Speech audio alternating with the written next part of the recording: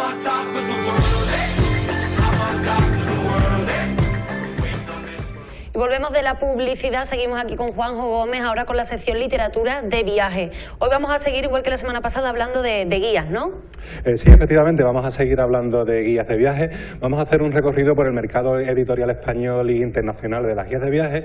Analizaremos los distintos tipos de guías de viaje disponibles en el mercado y también hablaremos un poco de la intrahistoria, la trastienda de esas grandes editoriales de viajes. La primera editorial de la que vamos a hablar, Juanjo, Lonely Planet, quizás sea la que tenga una de esas intrahistorias más interesantes, ¿no? Sí, más interesante y también más convulsa, sobre todo los tres últimos años por los acontecimientos que han pasado en la industria editorial turística. Bien, la historia de los fundadores de Lonely Planet, que vemos aquí en las imágenes, Maureen y Tony Wheeler, se asemeja mucho a las historias de los grandes pioneros del turismo español que comentaba Manu. Nos encontramos ante dos visionarios que decidieron transformar el mundo de la industria editorial de guías de viaje. Lonely Planet nace a principios de los 70, concretamente en el año 1970, cuando estos dos jóvenes, Tony y Maureen, se encuentran en Londres estudiando y deben regresar a su Australia natal. Para ello deciden, en vez de coger un avión, ir yendo de manera terrestre, atravesar toda Europa, toda Asia, hasta llegar a Australia. Cuando están haciendo el viaje se dan cuenta de que no existen guías, de que no hay información fehaciente sobre cosas prácticas, precios, cuáles son los sitios más baratos donde ir, los mejores restaurantes locales, etcétera. Es por ello que deciden fundar su propia editorial de viaje, Lonely Planet. Tras este viaje habían recopilado bastante información, por lo que deciden escribir la primera guía de viaje. Esta guía de viaje se escribe en 1972, se publica, y digo se publica entre comillas porque luego veremos cómo se publica en 1972 y curiosamente resulta ser un apabullante y absoluto éxito de venta. Esta guía de viaje se llamaba Across Asia on the Cheap, que viene a ser como a través de Asia a lo barato, y se hizo en el garaje de su casa con una fotocopiadora fotocopiando los manuscritos mecanografiados que tenía y encuadernándolos simplemente con una grapa. Como digo, fue un absoluto éxito de venta lo que llevó a este matrimonio a que se decidieran dedicarse por completo a hacer guías de viaje. Al año siguiente decidieron tomarse un año sabático y se fueron otra vez a Asia pero ya con la idea de escribir una guía de viaje.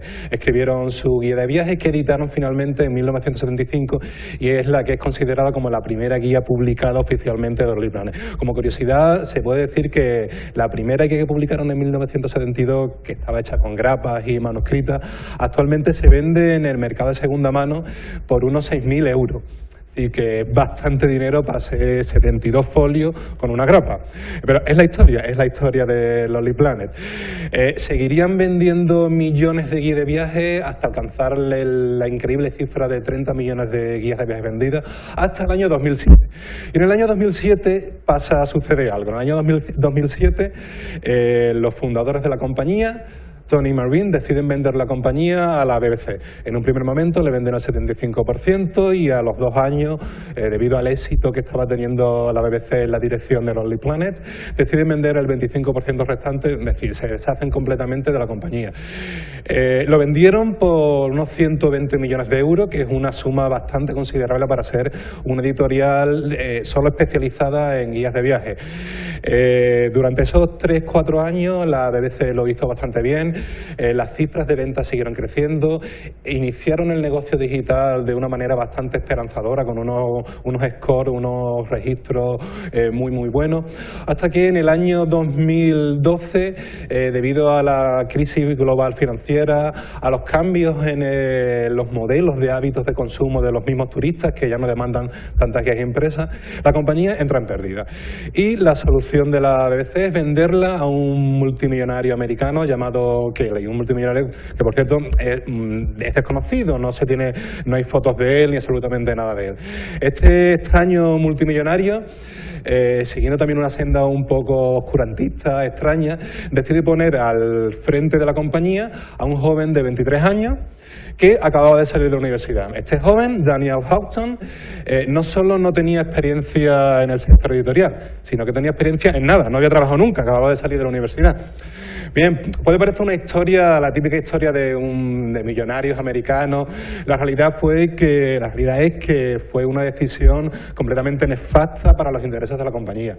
De hecho, la primera decisión que tomó este directivo, para granjearse el afecto de sus empleados, fue el primer día. Llegó el primer día a las oficinas en Melbourne, en Australia, y despidió al 40% de la plantilla. Y ese 40% eran todos redactores y escritores, con lo que ya se ganó el odio de toda la parte de creación de contenidos de Lonely Planet. La segunda decisión que tomó el mismo día fue cambiar el nombre de Lonely Planet Publications por el de Lonely Planet, con lo cual estaba dejando muy claro qué es lo que quería hacer la compañía, qué pretendía hacer con el futuro de la compañía, que era volcarlo todo en el contenido digital. Hoy en día lo cierto es que si hablas con autores de Lonely Planet, lo que te transmiten es frustración, inquietud, y saben que la compañía, ahora mismo que no hay un plan de mercado claro, no hay un plan de actuación, la compañía está abocada en no pocos años a la desaparición, a pesar de que sigue teniendo prácticamente el 25% de la cuota de mercado de guías de viaje. Lonely Planet no está bien, no está tan bien como ellos nos pueden hacer creer, o tan bien como nos podemos creer nosotros cuando vemos todas las guías de Lonely Planet en todos los aeropuertos y en todas las bibliotecas. Además de Lonely Planet, Juanjo, ¿qué otras guías nos podemos encontrar?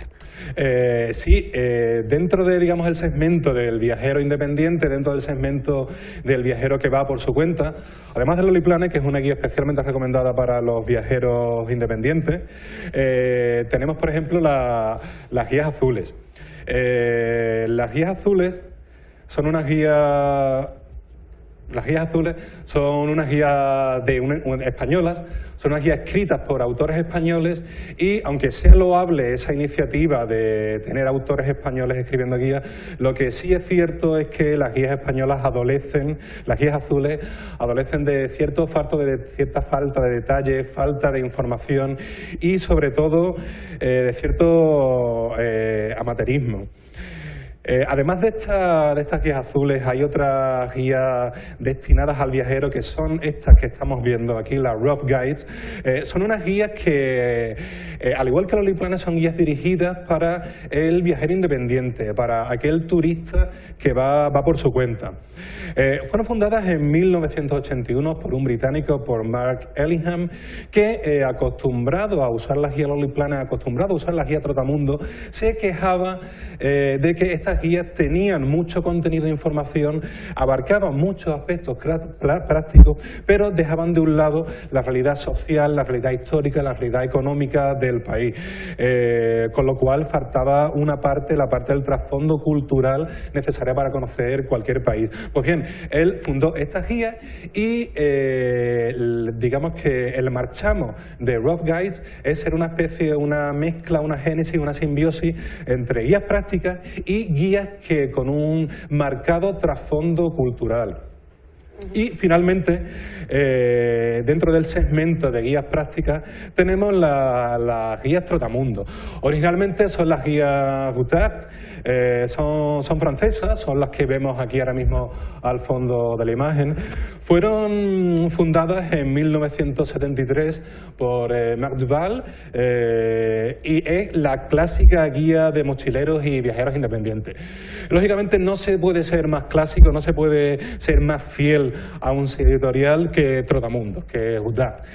Gutard desde un primer momento tenía muy claro que se dirigía a mochileros, se dirigía a gente que no tenía mucho dinero para viajar, pero aún así quería viajar, por lo que todas las recomendaciones que veremos en estas guías son recomendaciones, digamos, de alojamientos baratos, alojamientos asequibles, cosa que, por ejemplo, no se puede decir de Lonely Planet, que ha ido cambiando a los vientos que marcaban las acciones y los mercados, y actualmente Lonely Planet ofrece recomendaciones desde hoteles ultra lujo 5 estrellas a hoteles mucho más baratos. Gutard, Trotamundo no. Trotamundo es fiel a su editorial y es una editorial centrada en guías de viajes prácticas, guías de viajes ligeras, compactas, que destacan sobre todo por sus valiosísimos consejos y sus valiosísimas recomendaciones de alojamientos y de restaurantes. Para aquellos viajeros un poco más intrépidos que quieran ir a lugares más recónditos, Juanjo, ¿tú qué recomiendas? Pues indudablemente Brad Guides, que es la guía que tenemos aquí de Etiopía, es la que podemos ver, es una guía Brad Guide. Podemos definir con una frase a las Brad Guides. Las Brad Guides son las guías que llegan donde no llegan otras guías. Las Brad Guides son guías que, si vemos el catálogo editorial de estas guías, veremos que tienen guías de Corea del Norte, Irak, la Antártida, la Amazonia, Uganda, es decir, los lugares más recónditos y peligrosos del planeta en los que no hay ningún tipo de información, pues Brad Guide tiene una guía. Las guías no solo son guías de lugares recónditos. Brad Guides también está especializado en guías de naturaleza. Las guías de naturaleza es ahora mismo uno de los segmentos editoriales más reclamados por el turista. Guías de naturaleza, guías que nos hablan, por ejemplo, la primera guía que hizo Brad Guides fue sobre el Amazonas, en el año 1973, y volvemos otra vez a los gloriosos del siglo de oro de las guías de viaje, los años 70. Las Brad Guides, la primera guía que se hicieron fue del Amazonas. Por lo tanto, desde el principio ellos iban dejando muy claro que querían guías de naturaleza y guías de países que no estuvieran, digamos, muy trillados. Y para los viajeros un poco más organizados, les recomendamos guías visuales, ¿no? Sí, las guías visuales en España las publica el País Aguilar, aunque originariamente es una idea británica, es una idea de Dorling Kingsley. Nació en 1988 al amparo, al abrigo de las nuevas tecnologías que permitían que se editaran libros con una gran profusión de imágenes, infografías, ilustraciones, etcétera. Como vemos aquí en la pantalla, estas guías son guías para viajar sin salir de casa. Son guías que yo le llamo guías de sillón. Guías para aquellos viajeros que al ir en un paquete organizado, al ir en un tour organizado, no se tienen que preocupar de buscar un hotel, de ir del punto A al punto B, etcétera. Por lo tanto, es una guía que hace hincapié en la parte artística, en la parte cultural y obvia los consejos prácticos de viaje. Por lo tanto, son las guías ideales para aquellos que quieren viajar sin salir de casa o que simplemente van en un viaje organizado y no tienen por qué preocuparse de dónde comer, dónde dormir, etcétera. Y para las escapadas cortas, ¿qué nos recomienda? Pues para las escapadas cortas, la guía que recomendamos es una guía que tenemos aquí precisamente. Originalmente son también guías francesas, se llama la Cartoville, y son guías muy pequeñas, ligeras, compactas, y son especiales para visitar ciudades en concreto. Esta guía no te vale para un país, pero sí te vale para una pequeña escapada a una ciudad. ¿Por qué? Son muy cómodas porque cada página tiene un desplegable en el que podemos ver un mapa del barrio y de esa zona. Asimismo, se nos marcan los lugares y las zonas turísticas más interesantes y, como vemos, esto es barrio por barrio. Para visitar una ciudad realmente es lo más cómodo que hay, ya que nos ahorraremos leer información irrelevante e iremos directamente con este callejero y con este mapa a los lugares más interesantes. Y ya para terminar, Juanjo, hay también guías especializadas, como podría ser el caso, ¿no?, de la guía Michelin, que todo el mundo conoce. Sí, no solo esa, hay muchas. Hasta ahora hemos estado hablando de guías genéricas, pero también hay guías especializadas. La guía Michelin, que todos conocemos, probablemente sea uno de los ejemplos más significativos. La guía Michelin es una guía también de origen francés y es una guía especializada en restauraciones, una guía especializada en sitios para comer. A día de hoy, el aparecer en la guía Michelin supone un prestigio increíble. De hecho, en la guía de este año, la guía Michelin, ya Huelva, afortunadamente, se estrena en esta guía y ya hay un restaurante que aparece, no sé si se puede hacer publicidad, pero yo lo voy a hacer. Sí, bueno, el restaurante Acantum ya ha conseguido su primera mención, su primera estrella y ya aparecerá en la edición del 2016. Como digo, es una guía especializada en restaurantes y valora a cada restaurante restaurantes con una estrella hasta el máximo de 3 estrellas. La guía Michelin es de origen francés, pero nosotros en España tenemos también un equivalente, que es la guía CAMSA, que se llamaba antiguamente, y que actualmente es la guía Repsol. La guía CAMSA, Repsol, es probablemente uno de los referentes en cuanto a guías de viaje editadas en España. Todos recordaremos cuando viajamos con nuestros padres, con nuestros abuelos en coche, que en el coche tenía siempre el mapa de carreteras CAMSA o Repsol. Es algo que está unido ya al imaginario popular español y lo mencionamos por eso, porque todavía hoy en día sigue existiendo la guía Repsol y decididamente es una de las guías a nivel español más importantes, más detalladas que podemos encontrar.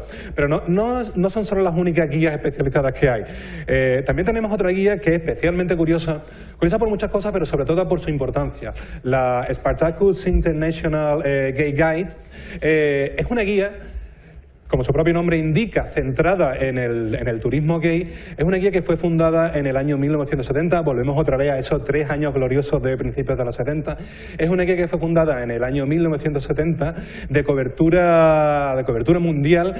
La guía tiene 2000 páginas, por lo que no es recomendable llevársela de viaje, simplemente para revisarla en casa, tomar nota antes de viajar. Esta guía, como digo, tiene cobertura mundial y está centrada en el ocio, en la restauración, pero siempre desde un punto de vista gay friendly, si lo podemos llamar de ese modo. Busca restaurantes, hoteles, locales especializados en el público gay y da recomendaciones sobre normas de uso, de actuación, de comportamiento en países, zonas gay en distintos países. Y mucha más información que le puede interesar al público gay.